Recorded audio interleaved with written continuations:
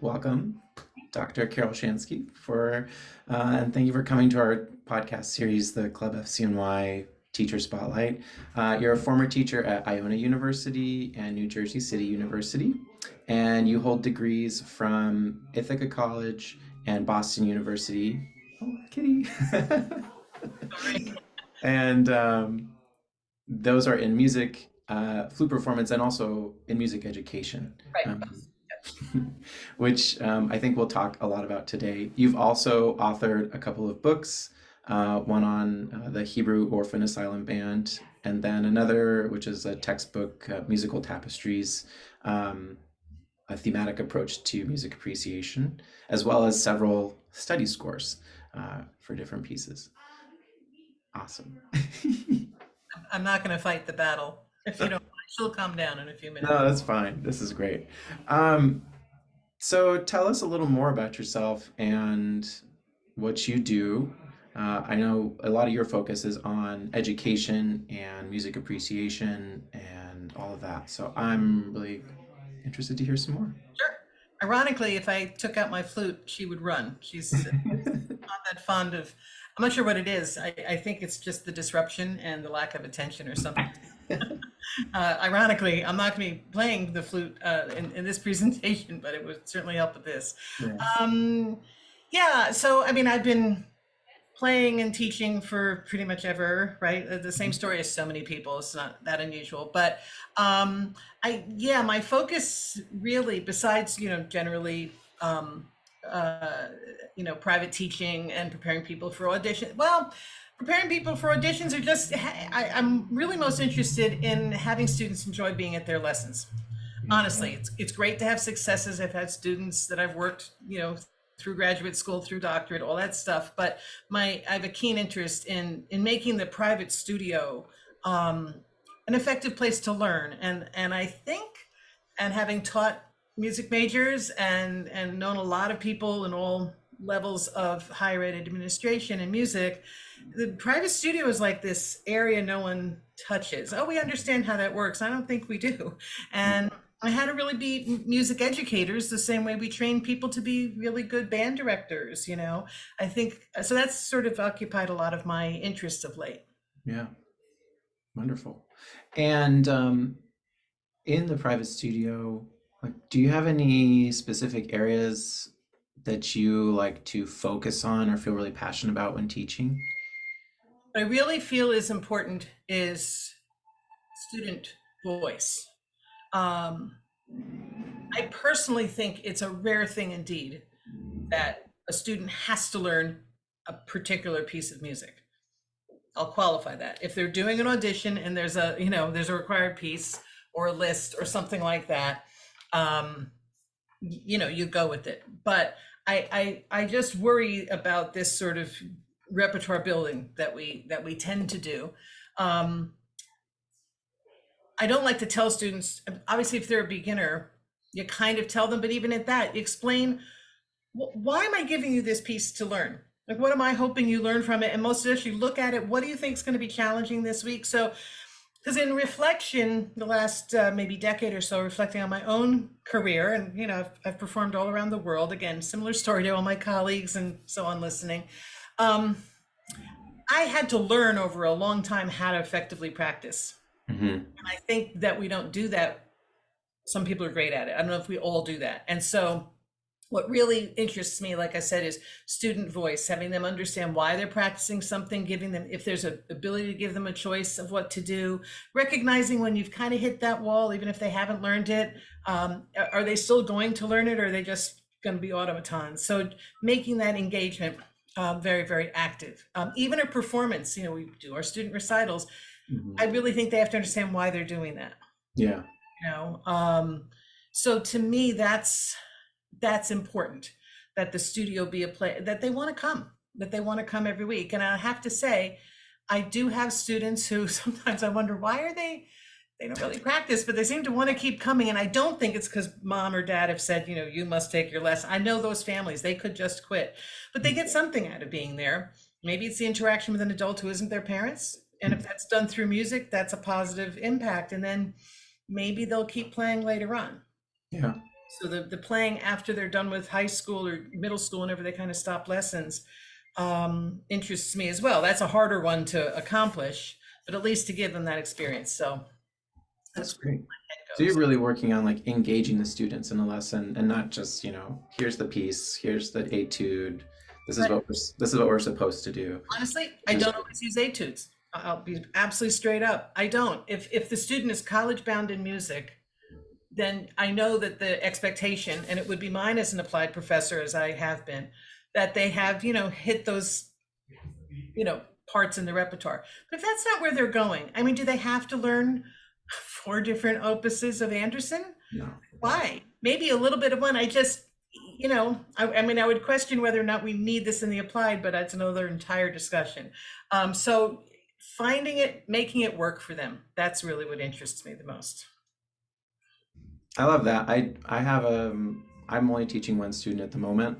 Just this job keeps me pretty busy, and Flute Center takes good care of us. But the student I'm working with is not, particularly serious as far as music goes. So I definitely try and engage more of like, okay, what would you like to play? What's going to make this lesson interesting and fun? And maybe we won't get, technically absolutely amazing, whatever, but as long as you are enjoying it and we're improving and you want to be here, that's the most important thing. I mean, that's the question, is what are you getting out of it? And Yeah. what they get out of it may not be what you had intended, but if they're getting something out of it, then it makes sense. I used to really hate it when students would bring movie music like Disney.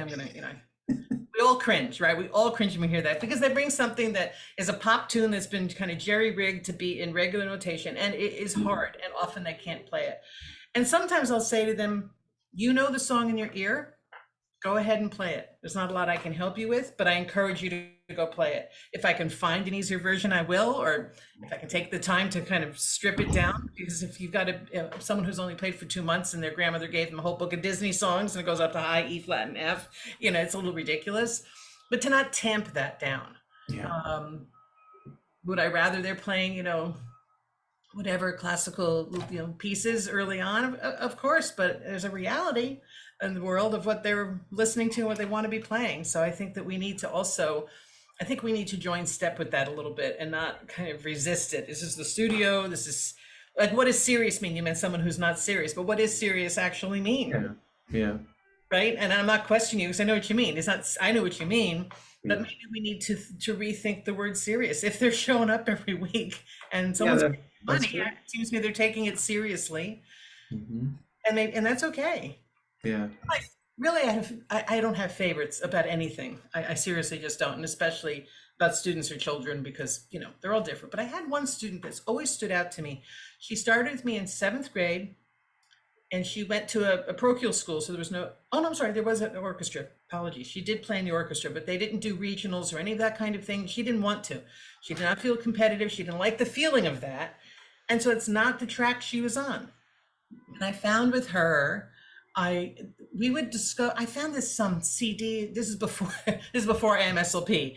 There was this thing called CD sheet music that was published. I probably bought it from you guys 1,000 years ago. And all of this public domain stuff was on there. I mean, by 19th and 18th century composers that I've never heard of. They probably wrote one piece. But we would look through it, and she would find something that appealed to her, Hmm. and I'd say, I don't know this piece. Let's discover it together. I certainly know how to teach, I know how to play, so I was already a couple steps ahead. And what I loved about this person, I don't want to use names, she liked that. That was what brought her to the lesson, is that challenge of learning something that she chose and that she was wedded to. She stayed with me. She was a very academically advanced student, which sometimes, they leave during high school because they want to focus on Yeah. APs and honors and all that. She did not. She stuck with it through senior year.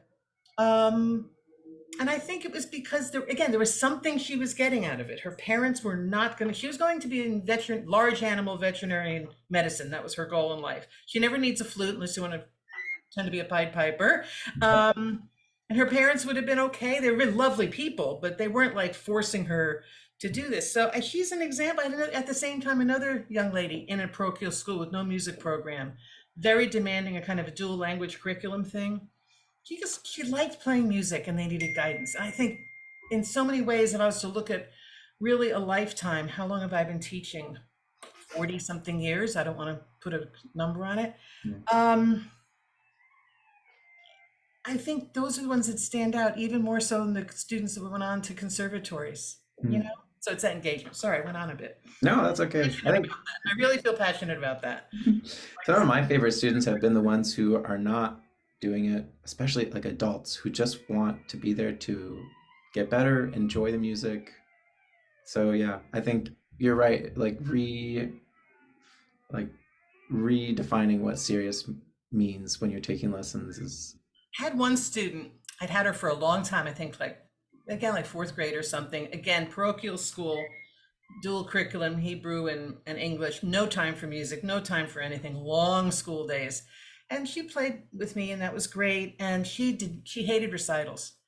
And in those days, I used to do 2 a year I had a big studio, 2 a year. Eventually I went down to 1, but she hated it. She hated doing it. And I knew she hated it, but I felt like you must do the recital. And I frankly have changed my tune on that. Mhm. But at the time, it's like, thou must do this. And when she was a senior, I remember I said to her, you know what? You don't have to do the recital. She was with me all the way till she was a senior. So sometime in middle school, let's say, I don't remember if it was fifth, sixth, something in that grade, still with me, despite the curriculum. There was something bringing her in.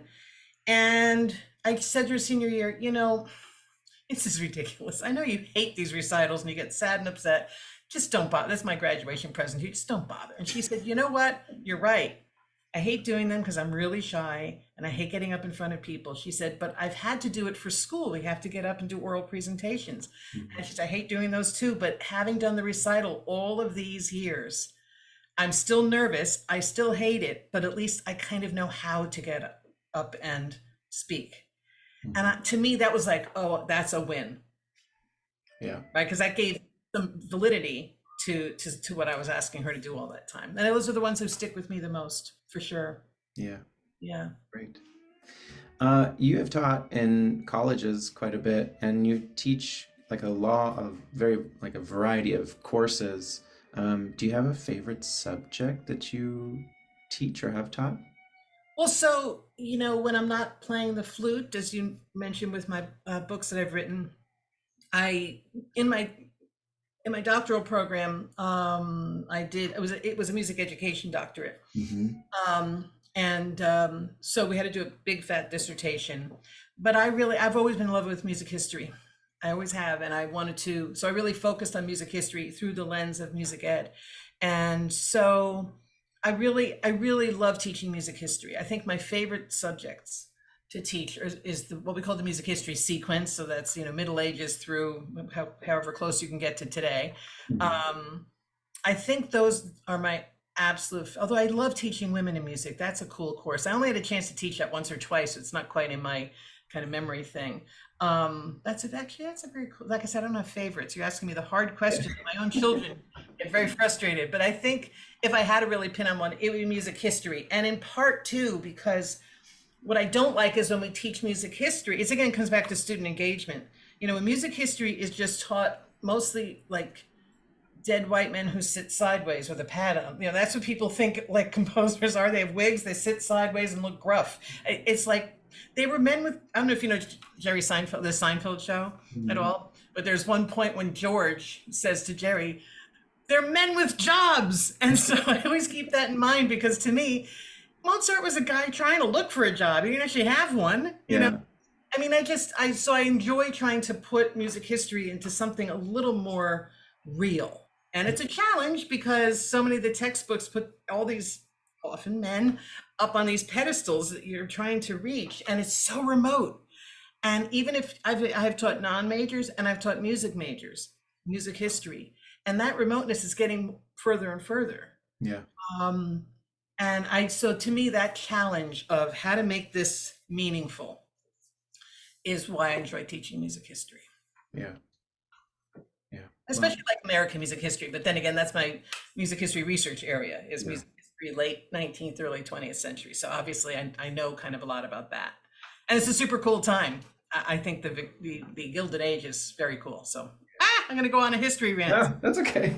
It makes me wish that you were my history teacher in college because I remember that course was Boring. my least favorite.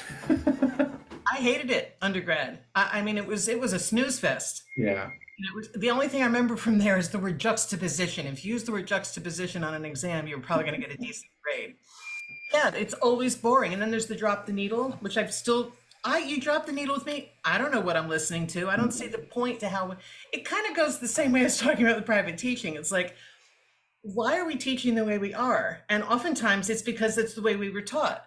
And so, and in private teaching, that happens a lot. So you kind of perpetuate a model that may not be the best, Yeah. you know? So, as I said, it's more of like social history. I think if we look at music history as social history and like, well, what was the function of music at that time? And Yeah. why did these people write what they wrote? Yeah. Well, I think it becomes a little more alive. Hmm. I Yeah. know. I think it helps people appreciate it, understand it more Yeah. too. Hmm. Yeah. Great. Yeah. Well, I know you also really focus on social emotional learning, and you have a little presentation that you're going to share. So I'm excited to hear about this, and I will kind of ask you questions along the way, and hopefully we can all apply some of this to our private teaching. I think you have to allow me to share the screen. Oh, yes. So just down there should be multiple. Well, you know how to do this. You do this all the There time. you go. You should have it now. Yes. Yeah. So, I have been most recently, my let me just get to, there we go. We have the whole screen, right? No? Oh, there we go. Yikes, come back. There we go. Yeah, so a little bit of context is that I've had a long career and I've done a lot of different things. Lots of performances all around, lots of teaching. As you said, you listed a bunch of courses, sort of gen ed to music people. In my most recent position at New Jersey City University, I was the coordinator of the music education program. Kind of an odd candidate because I've never really done the K-5 teaching, K-12 teaching, but I Mhm. understand teaching. And so it was a great position and I loved teaching it and actually learning just about music ed. And that's when it really occurred to me that, hey, we in the private studio are music educators, and why don't we act like that a little bit? And so one thing that's bounded a lot about in education circles, not just music, especially not music, is social emotional learning or social and emotional learning. It seems to have two different names. Mhm. And in learning about it, I thought, gee whiz, we should apply some of these ideas, if we're not already, in the private studio. We're teaching. And again, it comes back to engagement. And I think that thinking about some of the elements of SEL, I'll just call it that, might help enhance people's teaching, enliven it a little bit, shake it up. So I've given you, everybody, kind of a definition there. Social emotional learning basically is learning through how we're feeling, how we're thinking, organizing ourselves. Very often, the stress of being in school prevents you from organizing yourself. Even things like making positive and responsible decisions. Now, none of this is about don't do drugs or anything like that, but decisions even in terms of, okay, teacher told me to go home and practice. How am I going to do that, right? And so some of the terms feel a little weird. I'm taking them from the source. There are more than the what is that, 5 that I've listed here. I'm going to focus only on a few of them that I really think apply in the one-to-one, keeping in mind, of course, that this is really supposed to be for classroom work. So I'm jerry-rigging it a little bit, but I think it can work. So if I have a little bit of a cheat sheet so I don't go on a rant the way I just did with music history. So you don't mind, right? All right. So why should you, consider this? You have a relationship with a student, very powerful relationship, that mentor-student relationship, whether it's you and an 8-year-old or you and an 18-year-old, right? That's a very, very important relationship. And you're sharing, you kind of think of it, you're sharing a common experience. You're both working on this piece. If somebody is working on the Handel Sonata in F major, I mean, that's a standard, right? Mhm. But we're all humans, right? So each human is going to come at it differently. I have my own opinions about how that should be learned and how that should be performed, and other teachers feel differently. So you have a common experience, which I think is important there. We employ emotions, don't we? When we Oh, yeah. like hugely timed, right? And oops, I did not mean to do that. Going the wrong way. There we go. At least I'm not a computer engineer. Managing emotions, managing feelings, having those feelings, enabling yourself to have those feelings is something that we do or should be doing. Of course, learning how to work with that is part of all of this. Music applicability elsewhere, meaning what is it that happens in the studio that can have an impact elsewhere? So my student who said, yeah, getting up in front of my parents all those years helped me be a better student in class, right? And recognizing that, you don't actually have to formally do anything except just recognizing that, and to the student, making it clear what those applications are. Again, gives reason for the lesson.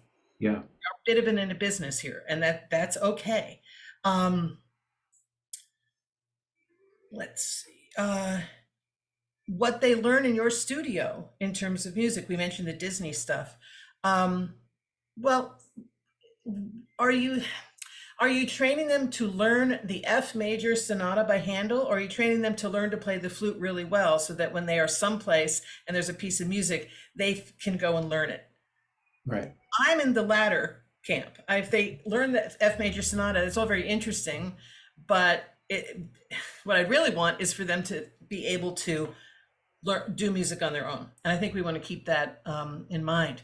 And again, understanding that you are providing emotional support for your students, maybe when they're not getting it from someone else or some other adult.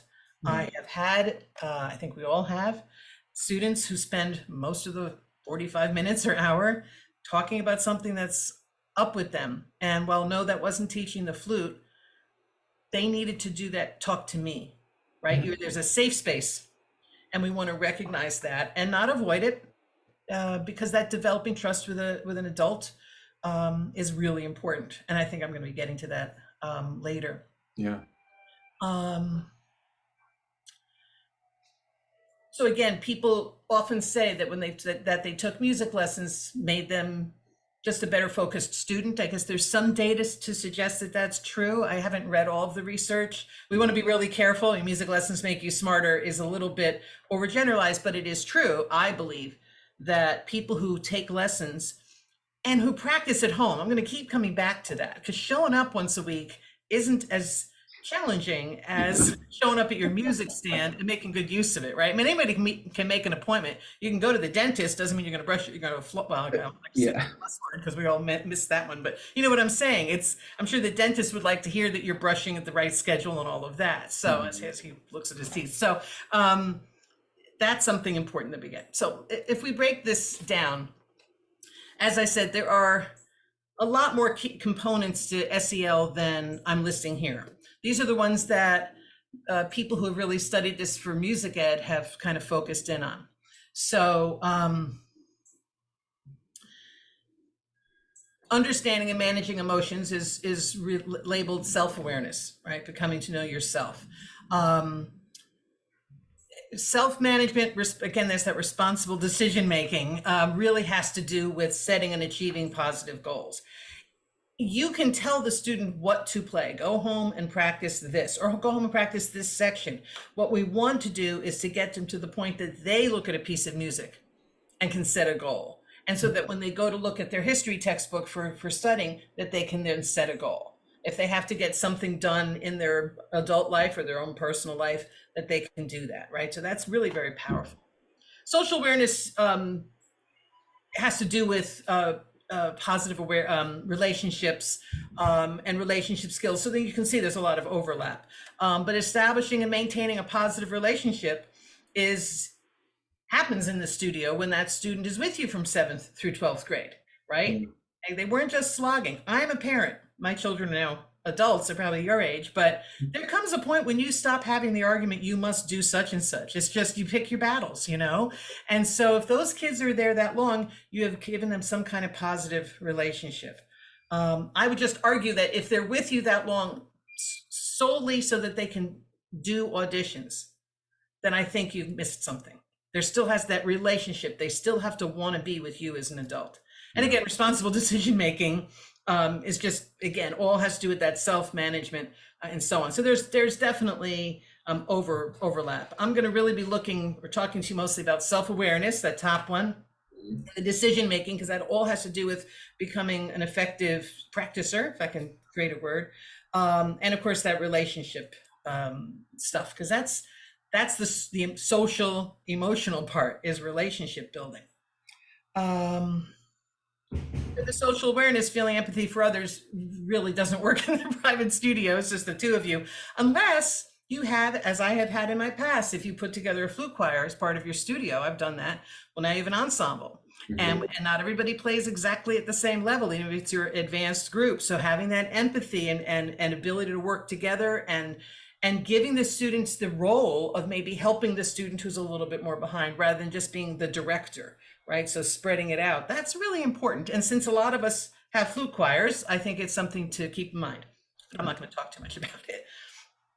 So talking about self-awareness, what does that mean? Identifying emotions, linking your thoughts and feelings. I'm going to skip down, examining beliefs and biases. So the gender or gender choice, if you know, or the particular ethnicity of a composer, right? Or, you know, you don't have to have deep discussions about these things, but they should come up. They should know who these composers are. That might help them realize whatever internal biases, but also biases against certain styles of music. You can pull out a piece. You mentioned world music before. Find a piece. Obviously, it has to be jerry-rigged to be classical, Western classical, but something from some other country that, you know, really is a different kind of a sound. You really, I feel passionate about this. Students should feel encouraged, should be encouraged to look at music outside of their own Western classical canon, that it is equal. Yeah. Right? That's one of those biases that we don't realize that we have, you know, is it good music? Self-awareness is also about self-confidence. You are building self-confidence. So the student who has senior year actually chose to do the recital, right? Apparently we had a little bit of self-confidence, and of course, self-efficacy. So how do you work on self-awareness in the private studio? Ask productive questions. You ever heard of this composer? You see his dates. What time period was that? What does that even mean? What was the world like? Is the clock is ticking, right? And mom's going to come pick up, and you've spent now 5 minutes on not flute, but you have spent it on music. Yeah. Right? They're dealing with negativity. We all do it, right? So allow the student to express themselves and reframe. That's really the important part, reframing. Not everybody passes every audition or gets first chair in the band. What did you, or even, let's not be so large scale. They play a piece of music. First thing I ask them is, what did you do well in that? Not what did you do wrong? Reframe it. What went right this time? And I encourage them to think about that when they're practicing. First thing is, what did you do well? And then try to do that again. Okay, try to repeat that. And then, okay, where are the areas for improvement? But I'm asking them to identify it, but in a very positive and safe way that builds their self-confidence and also their self-efficacy. An activity, you could, for a given piece, you could break down the musical elements for each. So that the melody, there's only implied harmony when they're playing alone, but if you're accompanying them, you know, what's the harmony there, the dynamics, all of that stuff, and have them give a description of what it sounds or feels like. What does the melody feel like or sound like, or what kind of image comes to mind, or color, right? And how do they feel when performing it? And if they say, I really hate this, if that's what you discover, and it could happen, do you like every piece you've ever played? Absolutely not. Absolutely not. I looked at a piece the other day, which I was considering for a performance, and I was just playing it, and I said, I'm not going to want to work on this. This is going to make me unhappy, and so I'm not, because I don't have to. If you see that the student is fighting the piece, and you feel like it's an important piece, either give them the reason why it's so important, or agree, we're going to shelve it. Can we come back to it in 4 months and give them something else? Yeah. I've definitely done that. I'm sorry? So I've definitely had to do that a couple times where, Absolutely. Yeah. So a lot of what I'm saying, everyone's already doing. I'm not saying I'm reinventing the wheel. I'm just trying to, let's make sure that the wheel is working for you. Um, Again, in terms of self-awareness, identifying emotions and feelings, choice in repertoire. yeah. Now, here's some choices, here's some ideas, here's some recordings to go listen to. You want to be careful because you don't want to give them, boy, I had a terrible experience once, and I absolutely can't say what university I was subbing for someone, but this person was playing the Dutya Sonatine, which I'm sure you know is just a wicked hard piece of Oh music. yeah. She shouldn't have been playing this. First I'm hearing her, it's like, no, she's not there. I had no choice. I had it because I was just helping out for a little bit. So my opinion didn't count. But how had they come to the decision? They listened to a recording. She said, wow, that's great. I want to work on that piece. And teacher said, sure, here it is. That, right? You need to have a discussion. If the student comes, I really want to work on this, and you know full well that they're not there, you need to explain why, right? Look at the music together. And then they see. And again, that helps with that reframing negativity, because once they launch into the Dutya and they're really not beyond, Mozart, they understand it's not limitations, it's readiness. I think that's the other word. Yeah, it can scare you from wanting to ever play it again. Personal experience. Can I say D.M.A concerto? Yeah. I did the D.M.A concerto for, I don't know, one of these probably NFA competition, something. I don't know what it was. Gee, what was that for? It was some other competition. And the pianist I got to play hated it. I mean, she was complaining the entire time because it's a bear for the piano. I mean, as a competent pianist myself, I mean, orchestra reductions are obnoxious, but this was terrible. I hated it. I felt like yuck upon working on it. And I've never played it since. Oh my gosh, I can't even imagine how many years that has been, but I'm like traumatized by it.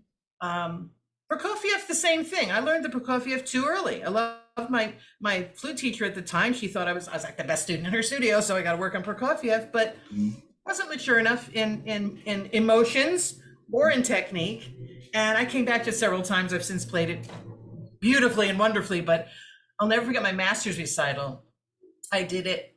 This is at Boston University. Leon Bicey was my professor, and I played it, and I was so upset with it afterward, and I was crying. I was seriously upset.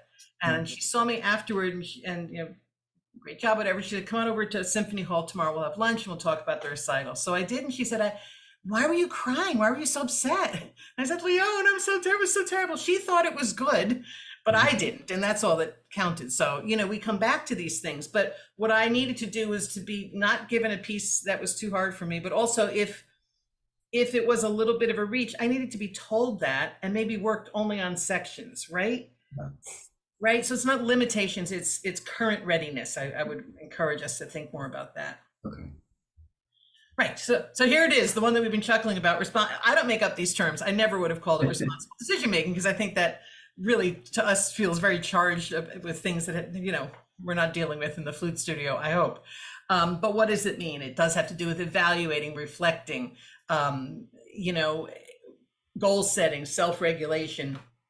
I'll get to in a second. So all this has to do with being responsible in deciding what to practice, how to practice it. If we've given our students the tools, Patricia George likes chunking, for instance, which is great, and all these different techniques. I do a little bit of a different, kind of similar to chunking, but different. It's okay as long as the job gets done. Right. So all of that goes into responsible decision making. We want to think about practicing as problem solving. Right. So we talk a lot in learning about critical thinking, right, and problem solving, and we want our kids to grow up and, in the real world and reading newspapers. I don't want to get political, but making responsible decisions about things like voting and large scale things. We want them to think critically, and part of critical thinking is critical problem solving. And I think that the music field needs to do a better job of saying, hey, we're doing that. We hand people a sheet of paper like the one behind you with a bunch of dots on it and say, make something of this. Yeah. Sometimes I'll be playing, and these weird moments, I'll be playing somewhere or practicing, and I'll realize I'm deciphering this. How do I even, this is amazing. I'm deciphering something. No, not many people know how to do this. And so we want to celebrate that. But also, we want to understand that our kids are problem solving. So we need to teach them how to problem solve. And we all have our ways of doing that. So, applying that is so important.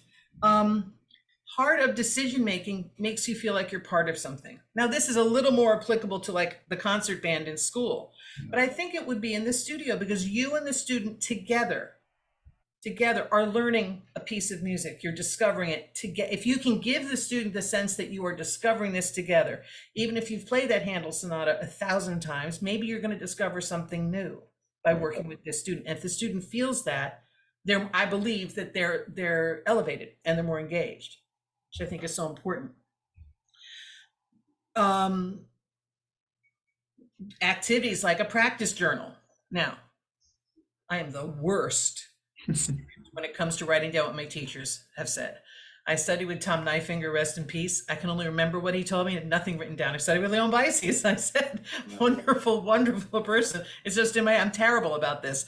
I'm the worst model. And I tell my students, yes, write these things down if they're so motivated. But even better than that, have them write a practice journal at the end of their practice session. What did I do today? What did I get out of it? And if the answer is, I don't know, I played everything, I'm not sure what I got, then they really didn't effectively practice. Right. They don't need to be disciplined, but they need to be guided, right? And if you do it as a cooperative practice journal, so at the lesson together, you decide together, well, how am I going to practice this? And then check it the next week. So how'd you do based on what we decided you were going to do in terms of goal setting, right? It's engaging. Obviously, for all of this, you need a student who's on board. If we all have had students that are just resistant to anything other than I'm going to come, I'm going to play, I'm going to slide.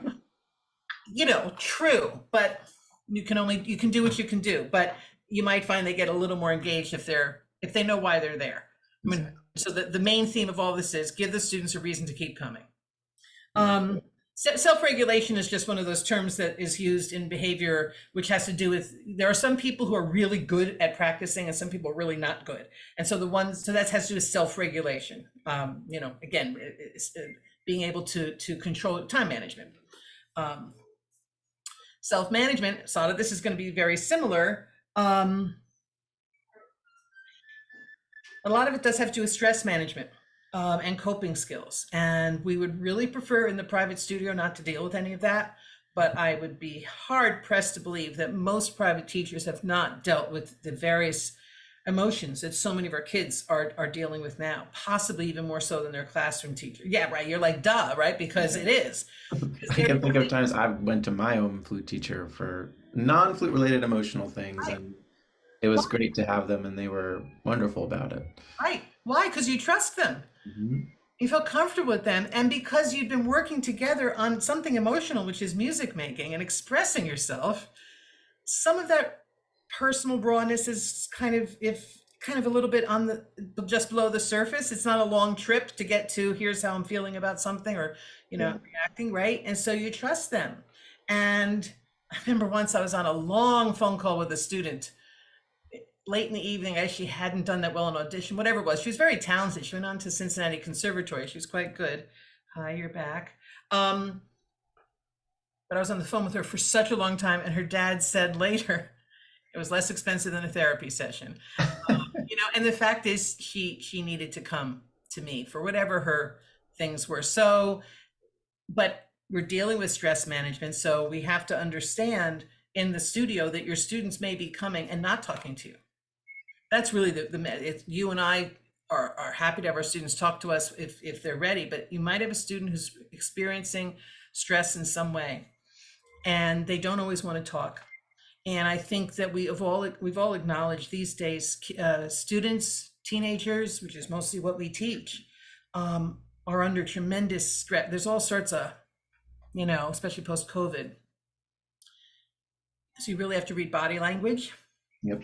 Right. And if you really have to read reaction. And again, if there's feeling stressed, what they might want, what in one context, they may just cancel the lesson, but another, they may come.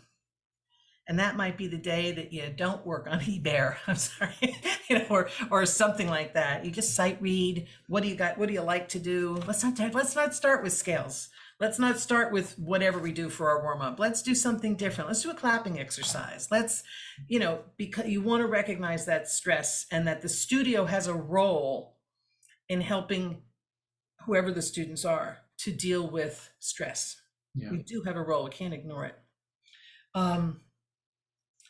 So again, self-management and responsible decision-making are you know, fairly similar. But again, it's the planning and organizational skills, teaching students how to practice. That's all part of self-regulation. Outline what they should practice. What should the goal be? I very often tell them, don't try to achieve the piece this week.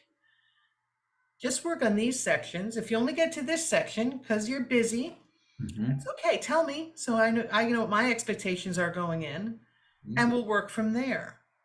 And I think part also of the stress thing, I have no data on this, but I think I would be correct in saying the kids who are taking private lessons are probably also busy with honors classes, sports, a lot of other things. They're already motivated kids. That's why the data on self-regulation is tough to parse. Like the kids who are the smart kids always do music.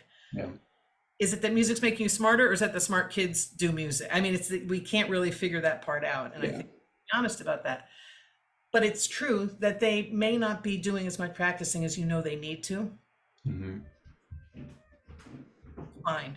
Figure out what their life is.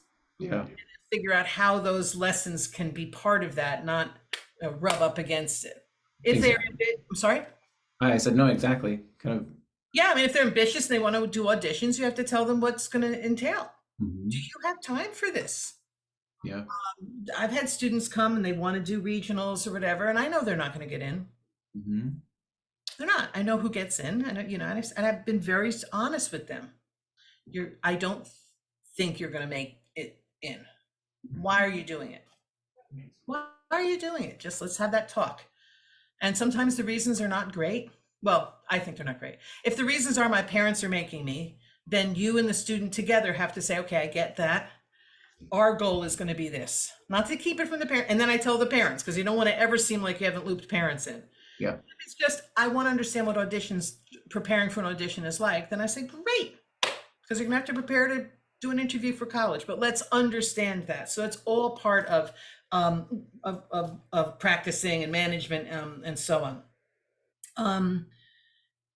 In terms of figuring out how to practice, a part of self-management in the studio is you and the student together need to talk about how they're going to fit this into their life. What's reasonable? I think if we just send the student home, go practice, we haven't helped them to practice at all. So what do you do after school? What do you do on Mondays, Tuesdays, Wednesdays? Can you do 15 minutes before you do your homework, or can you take a time out from homework, practice in the middle, and then when you're done with your homework, you're done with everything you have to do? You have to kind of work with them on that. And for some students that works super well. This thing called a personal contribution goal, I cannot take credit for. That was labeled by an SEL scholar. I mean, the person who's done really the most work on SEL in music for public schools is a guy named Dr. Scott Edgar. And he describes what's called a personal contribution goal. And in doing that, you have the student articulate the goal for the lesson. Either when they come in, okay, what are we getting done today? Not what I want to get done. You determine, this is your lesson. Yeah. Right? What am I going to get done today? Or a personal contribution goal for the week. And then maybe write it down together. Come to that. And of course, make sure it's reasonable. You are the teacher, so you have the skills to understand what is an accomplishable goal. Right. Right? And then the student can, and you agree to it, which I think is important. So then there's the relationship skills thing, which sounds strange. It sounds like it would only work in band, but again, the studio is a relationship. So you can see on the screen what that includes. But most especially, you know, relationship building. Relationship skills, going back to what I just said, has to do with collaborative problem solving. together you come up with solutions. Why do you think you're having trouble with this? Where do you think you could work on? What do you have any idea? How would you work on this? I'll often say that to my students. Well, you're having trouble here. Give me some ideas. And if they have none, well, then that's when you make a suggestion, because hopefully that will stick and they'll use it again. But it should be collaborative. Again, they should be part of the lesson, not dictated to. Right. And then building trust is really important. If their self has been enabled into the lesson through what we're talking about here, the collaborative problem solving and so on, they will begin to have trust with you and that mutual respect. They have to understand that you respect them, and of course you want them to respect you. Respecting you is not just, oh, well, she's a better flutist than I am, so I guess she could be my teacher. That we kind of assume that. But that they have respect for you in terms of how you're guiding them, that you have their best efforts in mind, and that you care about them, and that you're not, I think this is important. In fact, it's not in my notes, but it just occurs to me. You want to avoid having a sort of a standard in your studio, which, Jane and Jack and Joe are at that standard, but, Liam, Lucy, and I can't think of another, Linda, aren't quite. So they don't feel like the favorites. And that's bad. And do we ever do that intentionally? I don't think too many people do. That's pretty old fashioned. Yeah. My first piano teacher, when I was super young, she did that. She liked all of her voice students and didn't really like the piano. I think we were all her side hustle, but I felt it. I think I was with her for 1 or 2 years, like 2 years. And I really didn't like the piano lessons at all. And I think it's because I felt undervalued. I was just some piano student that she frankly would talk to the voice major parents way into my lesson. She clearly didn't care. I went on to someone else after a couple of years. My parents figured this out. Great pianist, great piano teacher. Well, she's a great pianist. In retrospect, was she a great piano teacher?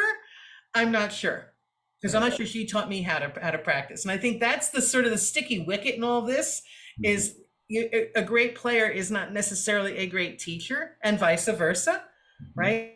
It's crossing that kind of the Rubicon or whatever the word is.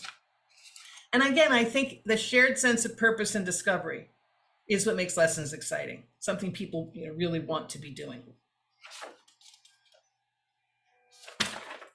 And that learning is fun and discovery is fun and important. And if that means you find a whole different piece of music that you've never played, trust me, it's out there. Go on IMSLP.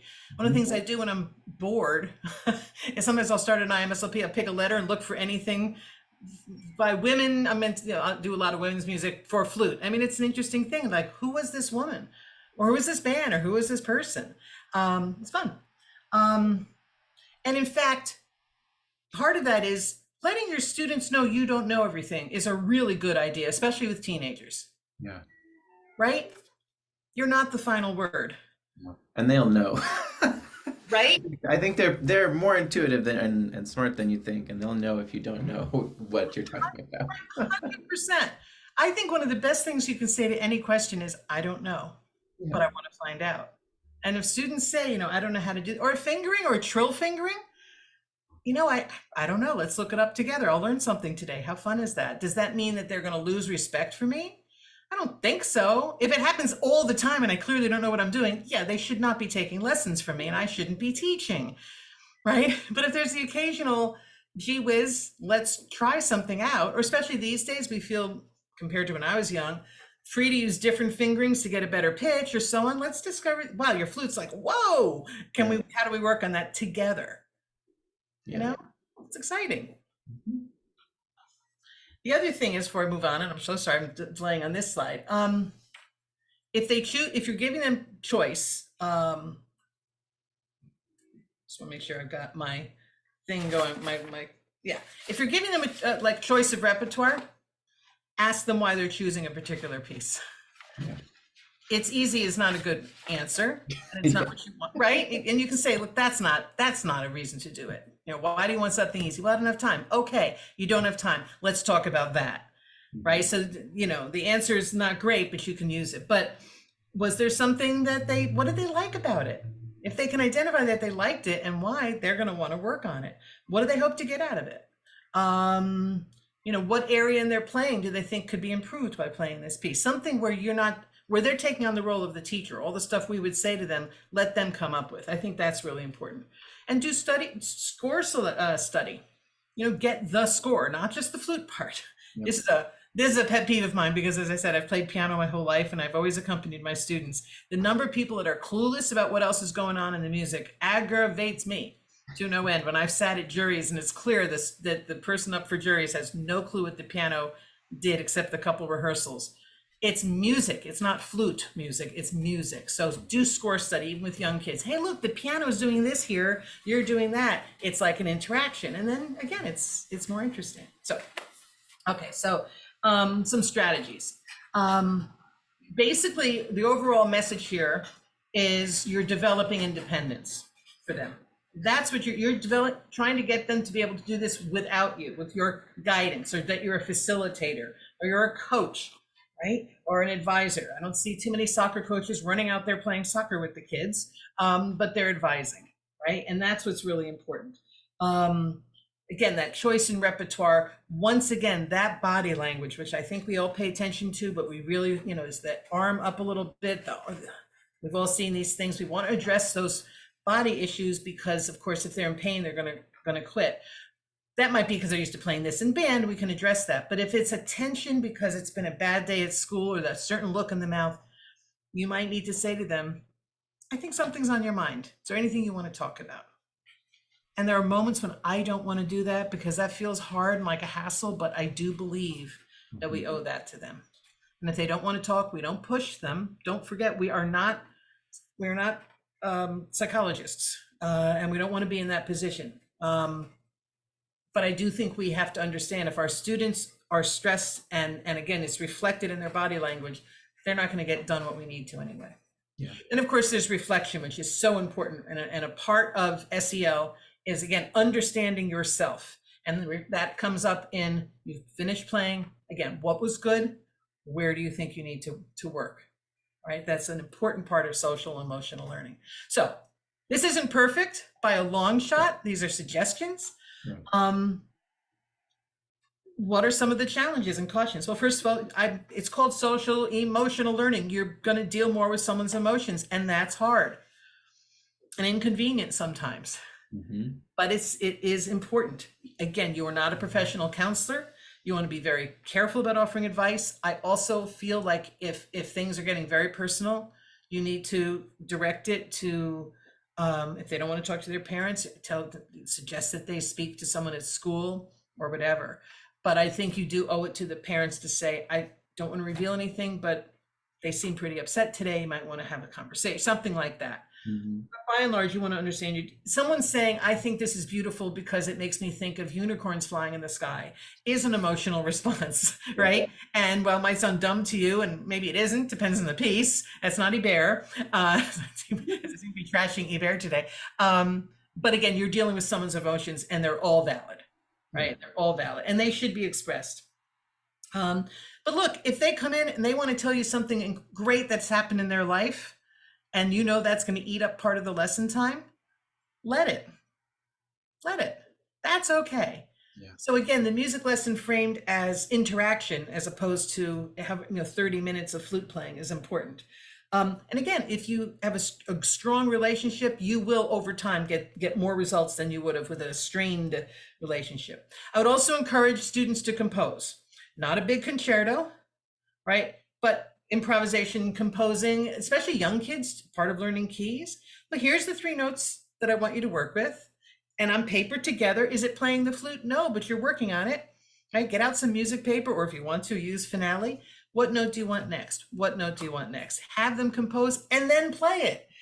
And especially for young kids, it's a wonderful thing. They've composed and, hey, mom, look what I did. Parents will love it, right? And the kids will love it. Improvisation at all ages. They should be in their public school music.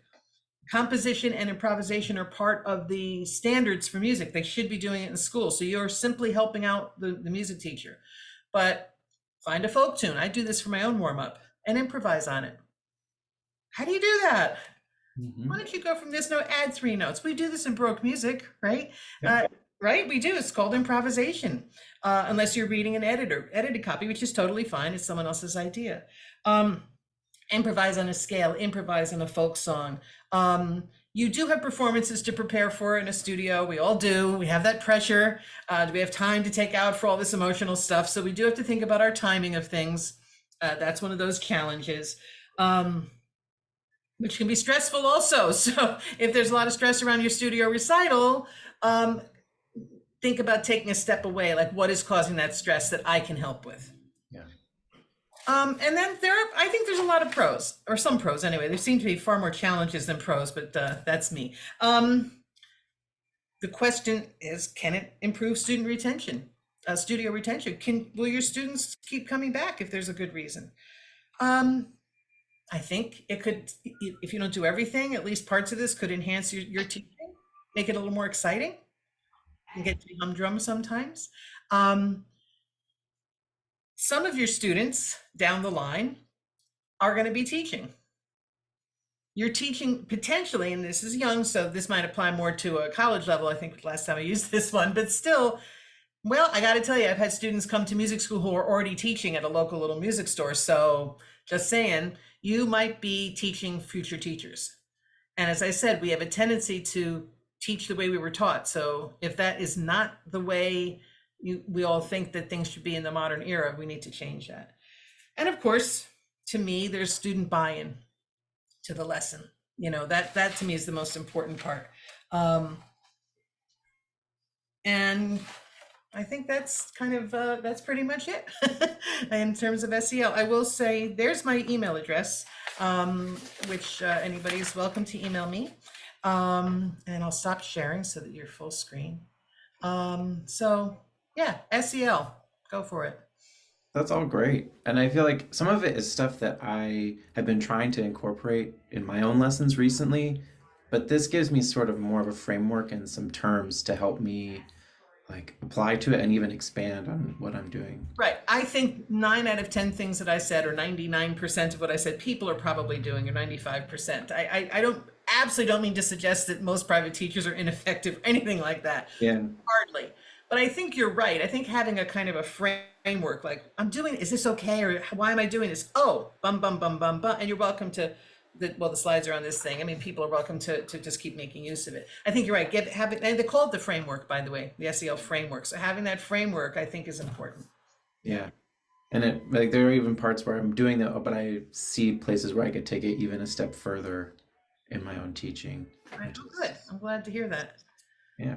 So I hope it's helpful for everyone else. I think that's part of what this interview series is about, is like allowing other teachers to present their favorite ideas and give each other things to play off of and inspire each other to change their teaching and improve, which I love. Absolutely. It's a great series and it's a great idea. I'm glad you're doing it. Kudos to you and to Flute Center for supporting the idea, but especially, you know, we're on Zoom, which so many of us had no clue how to use 3 years ago, or barely a clue. I think I'd used it for 1 or 2 meetings, like, oh, there's a cool thing, but why not embrace that which is now in our presence and make some positive use of it? So I think it's great. So thank you for having me. Appreciate it. You're welcome. If I usually ask people, like, what sort of words of wisdom do you have for other flute teachers out there? But I think you've given us all that. So I think I will change it into, can you distill what we talked about today into like just a very short bit of advice for teachers out there who are currently teaching or maybe even getting ready to jump into a life of music education? Yeah, I would say feel free to try new things. Mm-hmm. Even outside your comfort zone. Trust your ability to teach, even if it's something you are new to, and maybe think outside the box. That's great. Thank you. Yeah. Carol, what's your cat's name?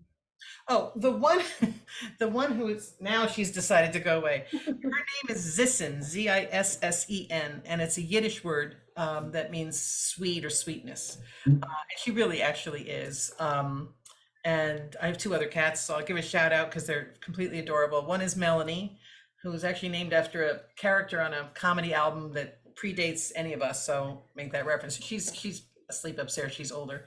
And the other one, who must be, it's the middle of the day, most cats are asleep. The other one, our youngest, is her name is Spot.